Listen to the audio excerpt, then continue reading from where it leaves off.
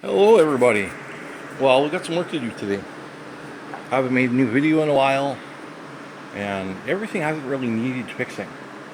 I switched a couple of these computers over to Linux, actually 3 of them so far out of the 5, and the results have been amazing. There's so much less maintenance to do, and things are a lot more reliable and stable. They don't reboot themselves automatically. And one of the big computers out of the 5 that are here, as you can see, that both of the 2 on the bottom row, they have 7 graphics cards each. You can see that all of the PCI Express slots are filled on both of those computers, and I managed to get my computer with AMD graphics cards running Linux and doing GPU computing. That was unsupported for quite a long time on the version or distribution of Linux that I really use best. But they managed to add support for that, and they got it working. So there's the 2 in the center here are the remaining machines that are running Linux, or running Windows, pardon me. The bottom 2 and the AMD machine is running Gentoo Linux. But since this one, at the moment, it only has 1 graphics card on it, which is an EVGA GeForce 1060 is on that one, and it's going to get retired. The 1060 is going to get retired when I get a bunch more new ones, like the 1170s eventually when they're out, and EVGA has a good offering to be able to replace the 1060. But still, I want to get prepared in advance of this and get them all running Gentoo Linux, because I managed to figure it all out and it's working really well. So we're going to start with doing the one that's running Windows that's got 7 graphics cards on it as well. Well, this one's got 6, but I have to add the 7th back. I had to do some maintenance on the 7th card that I took off of this one, and then it should work better on Linux. 7 graphics cards with this motherboard, for reasons, didn't really work very well under Windows. Sometimes it did, sometimes it just wouldn't recognize the card at all. And none of these other motherboards, except for this one here, this one and this one, I think they were from the same batch.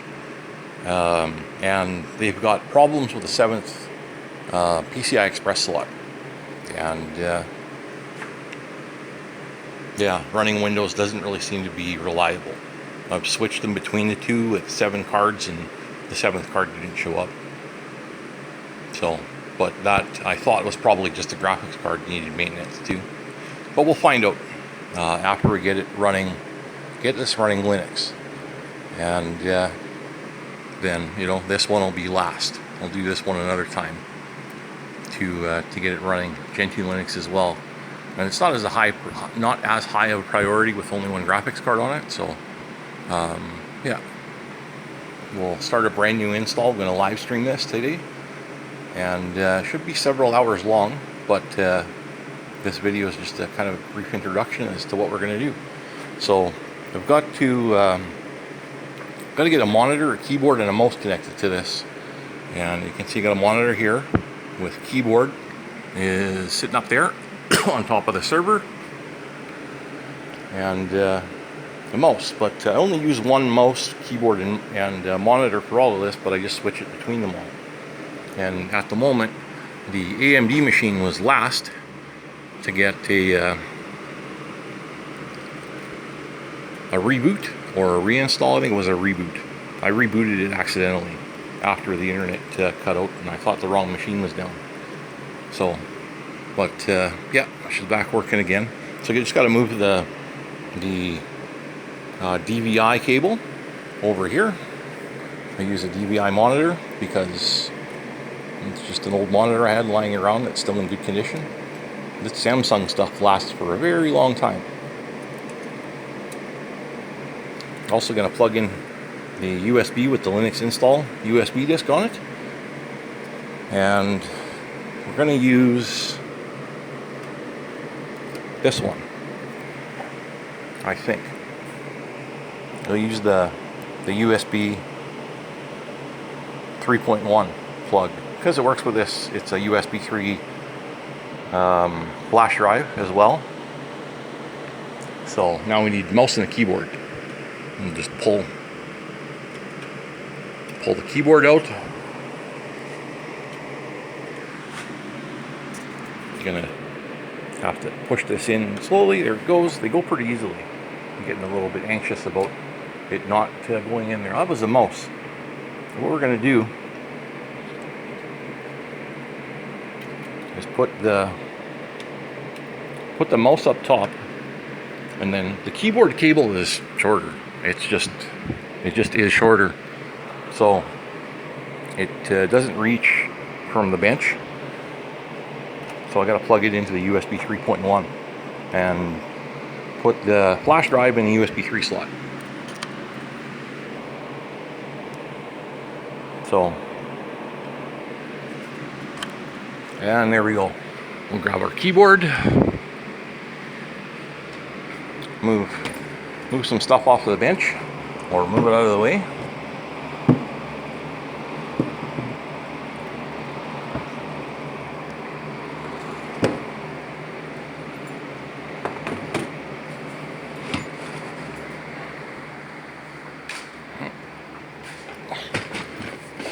Move the cordless drill. And move my little stool. My little stool's in the way today. There. So, and now the keyboard reaches. I'm gonna make sure the monitor's turned on. It's not. There we go. And the nice thing about these motherboards too, and a big reason why I bought these alongside all of the other Asus reliable features, because I always use Asus. You use ASRock boards, you're just, you know, might as well kick yourself in advance. So there's a button here to start it, to power it on without having to buy a button. Like simple things like that makes Asus just the best.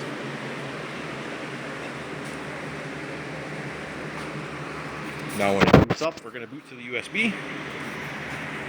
Press F8. We get the boot menu, and maybe something else I should show. And now it's going to boot Windows, so I'll have to reboot it again one more time.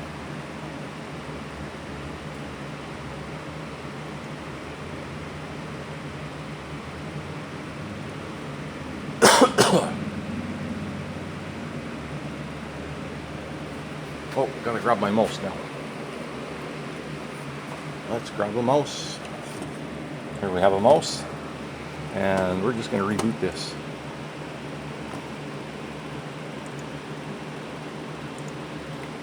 So I'll show you a couple other things about my setup here too after we get this thing running, before we call this video a wrap. Since I guess 20 minutes is pretty good for an average video, and we're almost at 9. So I got some time left to go over a couple other things, because this really won't take very long unless I miss booting to the USB drive again and have to reboot it. So with these graphics cards running, it doesn't get too warm in here, but it does help to open the garage door a crack.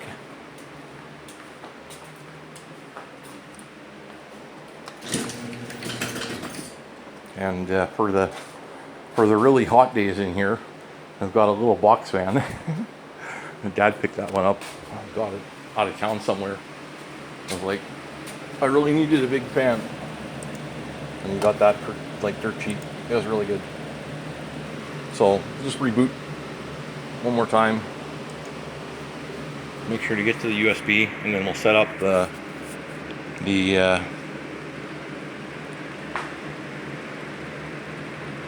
live.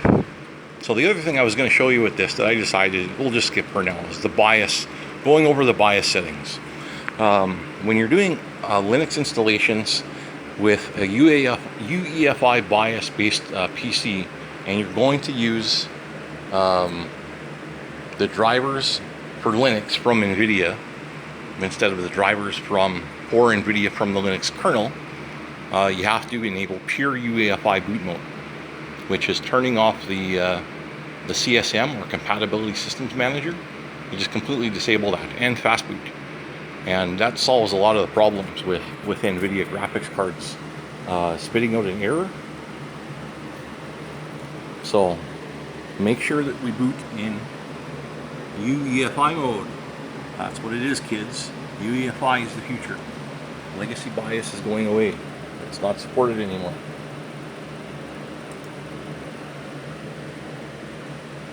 This is going to boot super fast.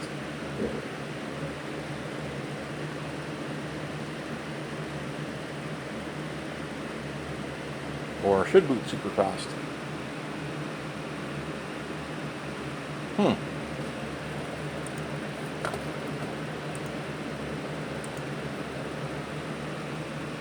Might have to remake the USB drive. But anyways, I'm going to get this set up and running because I don't want to cut this video. And we're about 10-11 minutes anyways already. We'll go to F8.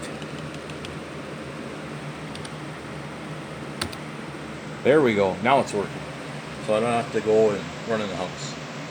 So what we want to do is cache all of the files from the disk in memory, which is good. You don't have to, but I choose to. And a little bit shaky here, but you can see the top one is default boot, the second one is cache all files in memory. And that helps performance substantially when running from live disk. I can sort of graphical environment on this, but I don't need it. It's completely unnecessary for what I want to do. I don't want to stand here, not going to be standing here to install this for the next 4 to 6 hours. So I'm going to access this remotely via SSH login. And that'll be in the next video. So here we go. We'll cache it all.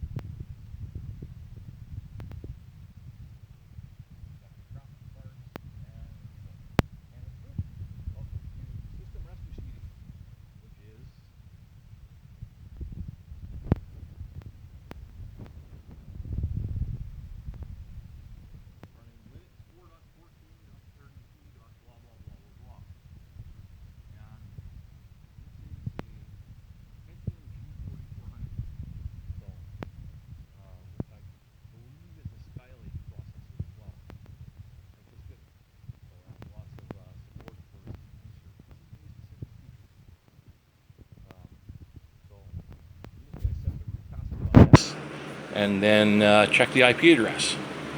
And when I check IP addresses with this setup, I have to wait for my Cisco switch, which is a 4948 Cisco Catalyst, the newer one with all gigabit ports. But when an Ethernet cable from a computer is directly plugged into the Cisco switch, like this is, to port 3 or something. Okay, after you start the computer, it takes a while for Cisco switch to online the port, despite having a cable plugged into it. That's weird. I know it's the way it works though, and typically takes an extra maybe 15 to 30 seconds, and then you'll get an IP address. So I have to be aware of that when I'm using these computers connected to this switch. And it's just sort of maybe a security feature or the design feature for reasons with Cisco switches. Also appears that my Cisco switch port could use a little bit of a cleaning. That was some dirty stuff. And there's some more dirty stuff. It gets dusty out here. There, that'll keep that switch a little cooler because it can breathe.